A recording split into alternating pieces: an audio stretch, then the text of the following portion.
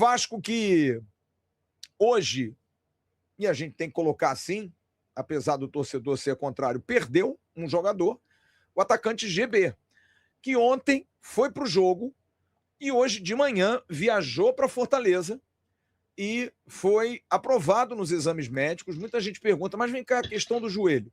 No Fortaleza existem 2 dirigentes que foram do Vasco. O Pedro Martins, que foi diretor executivo antes do Marcelo Santana, e o Vitor Bastos, que é o chefe de captação, o chefe scout, que também saiu do Vasco, foi para o Atlético do Paraná e agora está no Fortaleza, conhecem bem o GB e liberaram o jogador. Então o GB jogou ontem, viajou hoje de manhã cedo, já fez os exames, deve ser apresentado amanhã como jogador do Fortaleza. E muita gente nas redes sociais colocando uma situação que eu fiz questão de esclarecer, inclusive com o staff do jogador. O GB sabia que ia para o jogo. Só que se o GB tivesse sido vendido para o Fortaleza, provavelmente ele não iria para a partida. Mas como é empréstimo e ainda não tinha sido fechado, o Vasco tem todo o direito de usá-lo. Aliás, inclusive isso causou até uma rusga na saída do Ryan no jogo do Flamengo. Que o Ryan não foi a campo, foi pedido que ele fosse a campo, ele não quis a campo, mesmo tendo contrato em vigência, apesar de no dia seguinte ter concretizado sua venda para o futebol inglês. Então, no caso do GB, foi um pedido da comissão, um uso, porque a comissão técnica pergunta, o jogador está sendo negociado, mas já está ok? Não, ainda vai fazer exame, está viajando, então quero usar o jogador. E o jogador não pode se negar, ainda mais numa questão de empréstimo. Ele é jogador do Vasco emprestado ao Fortaleza, ele está vendido.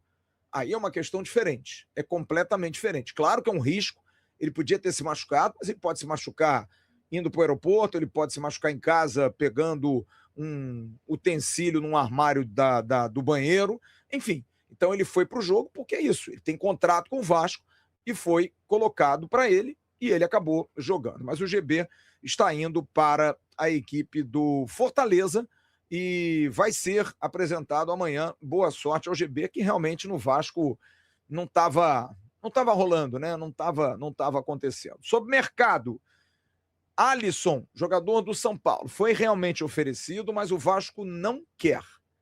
Não quer. É um nome que o oferecimento bateu na mesa, foi analisado, histórico dele recente de lesões, e não é um jogador que o Vasco procura. Não pela característica, mas não é esse jogador de intensidade. O Vasco procura um outro jogador que está no mercado buscando, e vamos ver quem vai ser. Então o Alisson está fora de cogitação. Uma notícia que foi dada pela ESPN e eu estou atrás dessa informação, que é sobre o jogo que iria acontecer ano passado entre Vasco e Montevideo Wanderers. O Vasco estava no ônibus, todo mundo pronto para ir para o aeroporto, e receberam um telefonema. Ó, precisa vir não. Não vem não, porque não vai ter jogo. E o Montevideo Wanderers soltou uma nota dizendo que por questão de logística, parece que o avião não era o ideal, afinal teriam que sair do Uruguai e até Natal, né? Cruzar o Brasil todo e não gostaram, porque o avião não era o adequado, aquela coisa toda. E o compromisso foi devidamente cancelado de um jogo estranho, que ninguém deu satisfação nenhuma, ninguém falou absolutamente nada. O Vasco recebeu R$700 mil de uma cota de 1 milhão para o jogo e agora tem do consórcio da Arena das Dunas uma bronca na justiça, cobrando a devolução desses R$700 mil. Só que o Vasco agora contra-atacou no caso dessa ação do jogo de Natal.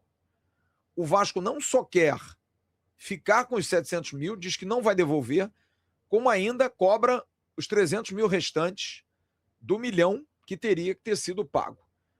Há uma cobrança à Liga Universitária, que teria sido a organizadora do evento. Aliás, estou buscando entender quem é que organizou, quem é, porque ninguém aparece nessas horas, né?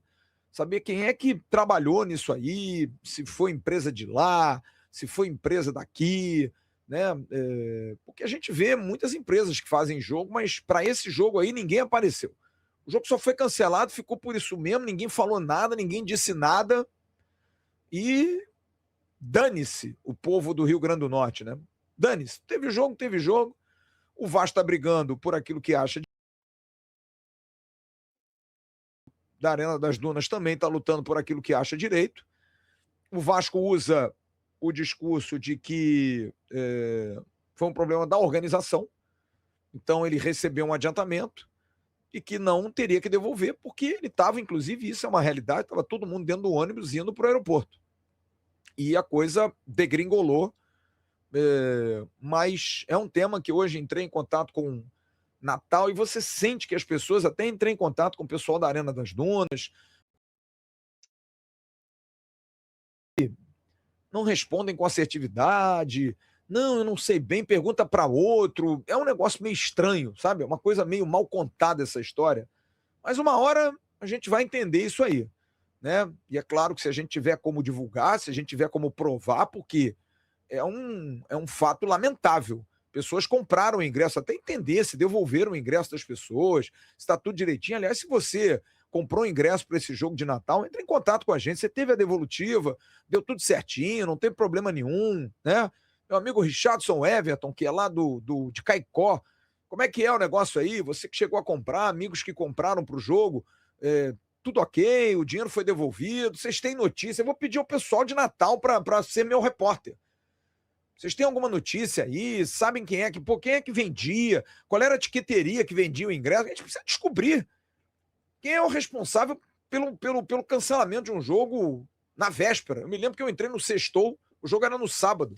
Na sexta-feira eu entrei no Sextou, porque ficou uma confusão danada, pô, sacanagem com o torcedor, o Vasco, queriam botar a culpa no Vasco e não foi. O Vasco não foi culpado, mas alguém tem que ser culpado dessa história, porque isso foi muito sério. O Vasco está brigando na justiça, a notícia de hoje é essa, dada inclusive pelos companheiros da ESPN, mas acho que esse tema precisa ser mais aprofundado, sabe? Porque foi muito sério esse negócio que aconteceu. Como também está muito séria essa situação do potencial construtivo. Eu hoje procurei o dia todo entender, porque é algo que não são notícias divulgadas, mas a gente busca. Isso foi falado na semana passada, quando houve a reunião do prefeito Eduardo Paes com o presidente Pedrinho e com o vereador Pedro Duarte, que agora faz parte do mesmo partido do Eduardo Paes, pela cobrança para a resolução da questão do potencial construtivo.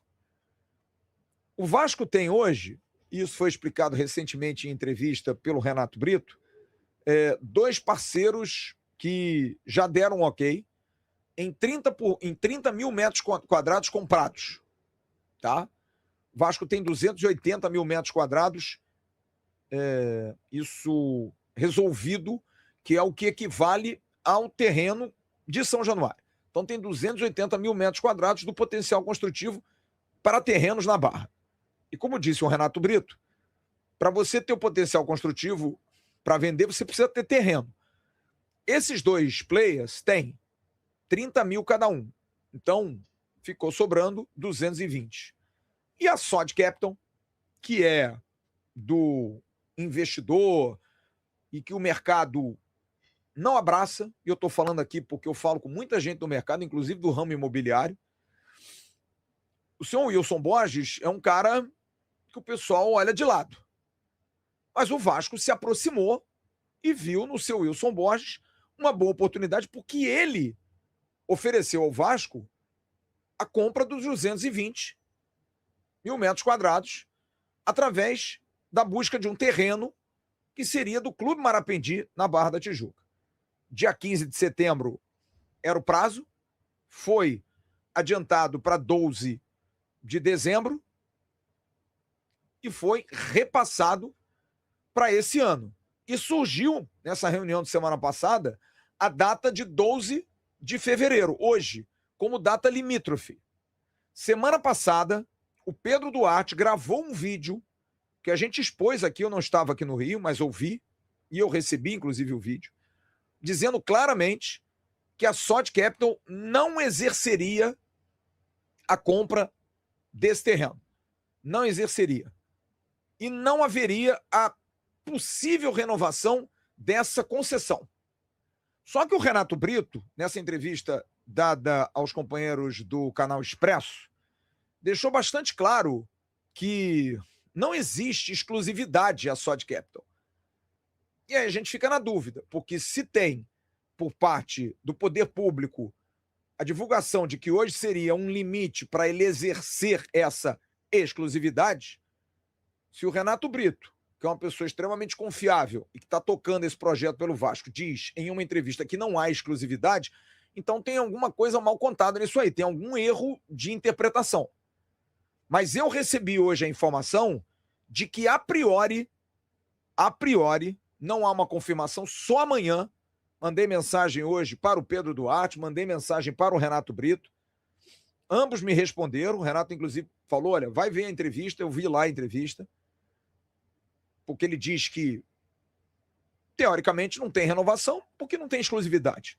Mas o Pedro Duarte, mais uma vez, ratificou, e tem o aval do prefeito Eduardo Paes, de que haveria hoje um limite, prazo, para que a Sod Capital desse o ok. Só que, a gente já falou isso aqui, o Wilson Borges, da Sod Capital, é persona não grata no poder público em função de várias situações criadas por ele como um grande especulador imobiliário, chamado tubarão do mercado, envolvendo aí situação de hotéis no Rio de Janeiro, de obras do Jardim de Alá, e teria sido, e eu falei isso aqui no mês de janeiro, que teria um fato novo, e o fato novo foi a entrada do prefeito Eduardo Paes.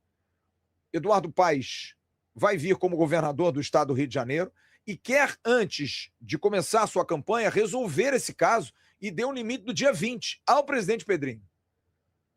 Queria essa resolução.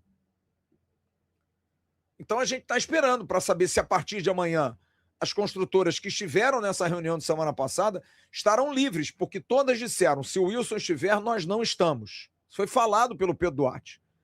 E o prefeito Eduardo Paes deixou bastante claro: não quero. Porque não topa, não cruza os bigodes. Já tiveram muitos embates. Só que o Wilson é um cara muito forte. É um cara de bons contatos, de boa influência, é um cara de bom nível de grana, mas que também não vai rasgar dinheiro. Eu até cheguei a perguntar hoje a uma fonte a respeito de ele pode pagar o negócio para dar uma embarreirada? E essa pessoa me disse: só se tiver dinheiro sobrando, porque ele vai depositar na empresa que foi criada para gerir o potencial construtivo, que há uma regra para isso, e foi cobrado e foi feita essa empresa, mas ele não vai ter o terreno. Como é que vai ser? Então é uma situação que amanhã a gente vai ter alguma informação completa, porque se houver essa renovação, apesar do Renato Brito ter dito de que não há exclusividade, mas se houver digamos assim, um cumpridar de situação com o Wilson Borges e com a Sod Capital, a gente não sabe como é que vai ficar o prefeito Eduardo Paes, que não quer. E o Vasco vai fazer o quê? Vai acatar o prefeito e vai abrir para outras? Porque o Vasco se respalda de que a melhor proposta foi da Sod Capital, que a Sod Capital tem dinheiro para comprar. O problema é que o mercado não quer vender para a Sod Capital. E aí você fica nesse imbróglio. Como tudo do Vasco é extremamente complicado. Então amanhã a gente vai entender isso. A informação que eu tive hoje de bastidores é de que, a priori, vai se dar mais um prazo, mas aí tem que se entender se o prefeito vai topar isso, ou se vai se sentar à mesa para tentar ajustar pelo bem do Vasco isso, ou se não, ou se vai confirmar a informação dada, inclusive, pelo Pedro Duarte, de que a Sod Capital está fora do projeto e de que outras construtoras, Carvalho Hosken, Patrimar, enfim, poderiam entrar em negociação, poderiam ofertar alguma coisa por esse projeto do potencial construtivo. Cara, é tudo difícil no Vasco, né? Nada é fácil, pelo amor de Deus. E aí, rapaziada, o que vocês acharam das notícias do potencial construtivo? Será que o Vasco vai adiar aí mais um pouquinho para Capitão? Porque o Dudu não está querendo muito não, né? E nisso está se arrastando, vai acabar aí chegando no meio do ano e a reforma não começa. É uma questão de honra, né, do Pedrinho, pelo menos entregar no seu primeiro mandato, né, o começo das obras. Ele que prometeu, né, que já em 2027 o estádio estaria pronto para comemorar os 100 anos de São Januário, não vai conseguir, mas tem essa questão aí. O Dudu, né, o Eduardo Paz está, né, pedindo que seja mais serene, né, essa, essa situação do potencial construtivo. Tem também aí a questão do jogo lá no Rio Grande do Norte, né, que o Vasco está sendo cobrado aí a devolução de 700 mil. Agora o Vasco está entrando mais uma vez no imbróglio jurídico. Eu acho que o Vasco tem razão, né, por causa da. O Vasco não tem nada a ver com a incompetência e com a desistência lá do time lá do Uruguai. Então, o Vasco não tem nada a ver com isso. Espero que a justiça seja, né, justa, como se diz o nome, né? Justiça justa, para que o Vasco não tenha que pagar uma coisa que ele não tem nada a ver. Deixa aqui o seu comentário a respeito do que vocês achou. Teve também a questão do GB indo para o Fortaleza, se foi certo o Diniz colocar ele ontem para jogar. Tem a questão também do Alisson, que mais uma vez o Flávio Dias afirmou que não tem nada de negociação, né? O jogador foi oferecido, mas o Vasco não se interessou. Seu comentário é importante, ajuda demais o nosso canal a divulgar nossos vídeos. Seu like também divulga o YouTube saber que o vídeo está sendo bem visto, então vai divulgando cada vez mais e deixa aquele hypado também para ajudar. Valeu? Um grande abraço a todos, saudações vascaína. Fui!